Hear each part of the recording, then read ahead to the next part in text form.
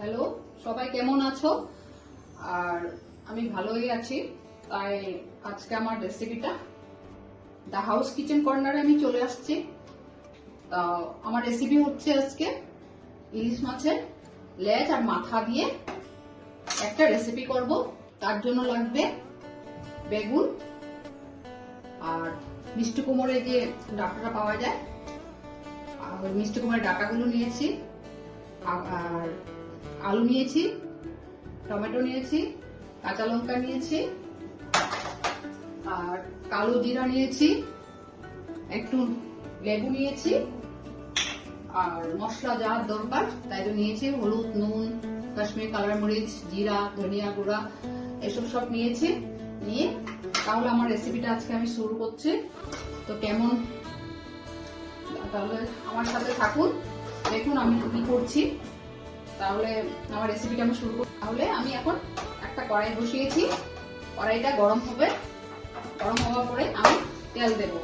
আর এই সাইডে মাছটাকে, মাথা আর লেজটাকে হলুদ নুন দিয়ে মেখে নিচ্ছি। মেখে এটাকে ফ্রাই করে নেব আগে। তাহলে আপনারা দেখুন আমার ভিডিওগুলো কেমন লাগছে, একটু টাইম নিয়ে দেখবেন, তাহলে বুঝতে পারবেন ভিডিওগুলো কি করছি না করছি। তাহলে আমার মাখা হয়ে গেছে নুন হলুদ দিয়ে।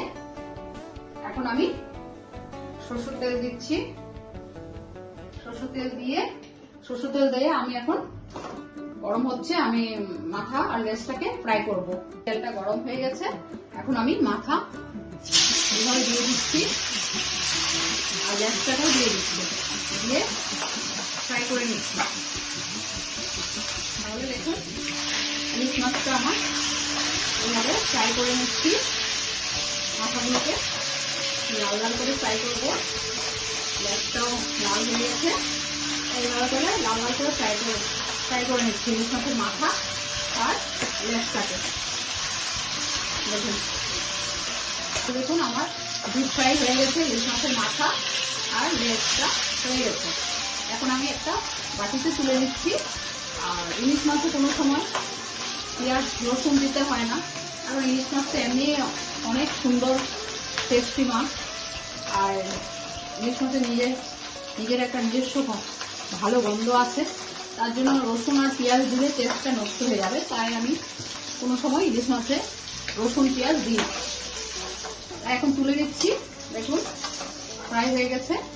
আর ইলিশ মাছের তেল তো খুবই টেস্টি হয়, তাই সেই তেলেই আমি প্রথমে কালো জিরা ফোড়ন দিয়ে দিচ্ছি। কালো জিরা ফোড়ন দিয়ে দিলাম, দিয়ে এক একে করে এখন আলুগুলোকে দিচ্ছি, ফ্রাই করব। আলুগুলোকে দিচ্ছি,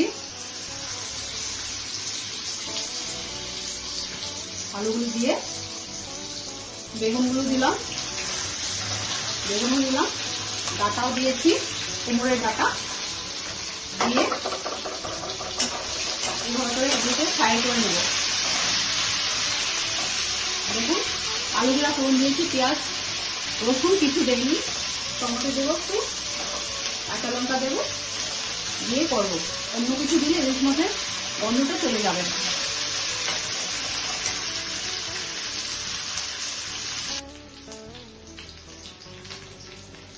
তাহলে দেখুন বেগুন ডাঁটা সব ফ্রাই হয়ে গেছে, লাল লাল হয়ে গেছে। লাল লাল হলে টেস্ট আসবে। তো আমি এখন মশলা দিচ্ছি। বুঝে দেবেন, ভাজার সময় দিয়েছিলাম তার জন্য বললাম নুনটা বুঝে দেবেন।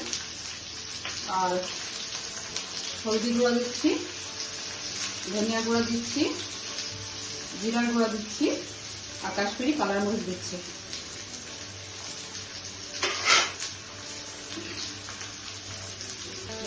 আর টমেটো দিচ্ছি, কাঁচা লঙ্কা দিচ্ছি, দিয়ে এইভাবে মশলাটাকে কষিয়ে নিচ্ছি, সবজিগুলোকে কষিয়ে নিচ্ছি। এভাবে কষিয়ে নিচ্ছি। তাহলে কষানো হয়ে গেছে আমার। বলেছিলাম না লেবু নিয়েছি, অ্যাকচুয়ালি ইলিশ মাছটা তো অনেকটা যেমন টেস্টি তেমন গরমও করে আমাদের শরীরে গেলে, তার জন্য খাওয়ার পরে একটু শরীরটা গরম করে, যেমন টেস্টি আর কি। বাঙালিদের আমাদের তো ইলিশ মাছটা খুব ফেভারিট সবার জন্য, তার জন্য গরমটা একটু কম হওয়ার জন্য আমি অল্প লাস্টে লেবু দিয়ে দিলাম, এবং খেলে আমাদের শরীরটা খারাপ না করে, তার জন্য লেবু দিয়েছি। তার জন্যই বললাম একটু লেবু লাস্টে আমি অ্যাড করব, তাই লেবু অ্যাড করলাম। এড করে এখন কি সুন্দর হয়ে গেছে। আমি এখন জল দিচ্ছি,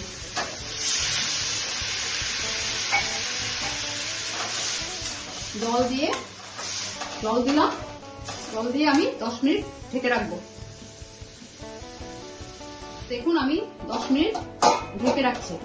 10 মিনিট পরে আমি ঢাকনাটা খুলবো, রেসিপিটা আমার মোটামুটি কমপ্লিট হয়ে যাবে। 10 মিনিট পরে ঢাকা খোলার পরে আমি মাথা আর লেজটাকে অ্যাড করব। তাহলে দেখুন এখন আমি ঢাকনাটা তুলে নিচ্ছি, ঢাকনাটা তুলে নিলাম।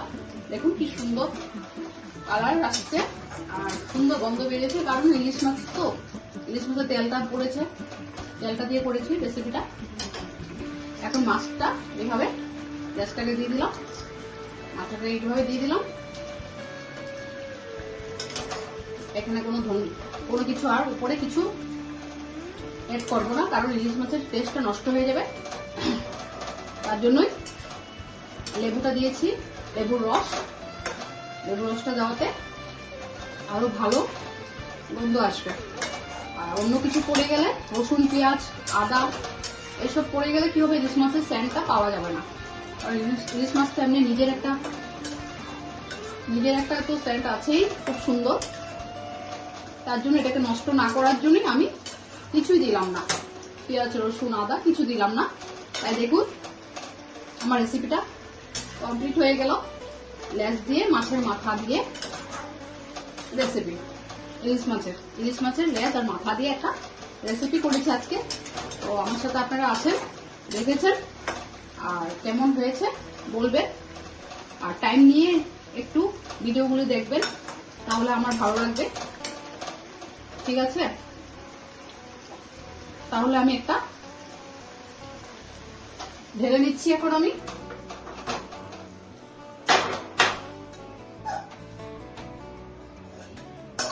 এভাবে ঢেলে নিলাম ইলিশ মাছের লেজ দিয়ে, একটা বেগুন ডাটা, মিষ্টি কুমড়ার ডাটা দিয়ে, আলু দিয়ে, বেগুন দিয়ে একটা রেসিপি করলাম। তাহলে দেখুন কেমন হয়েছে আমাকে জানাবেন। আজকে আমার রেসিপি এখানেই শেষ করলাম। দেখুন ইলিশ মাছের মাথা আর লেজ দিয়ে সবজি দিয়ে একটা রেসিপি করলাম। তাহলে আমার রেসিপি এখানে শেষ করছি আজকে। তাহলে জানাবেন আমাকে কেমন হয়েছে।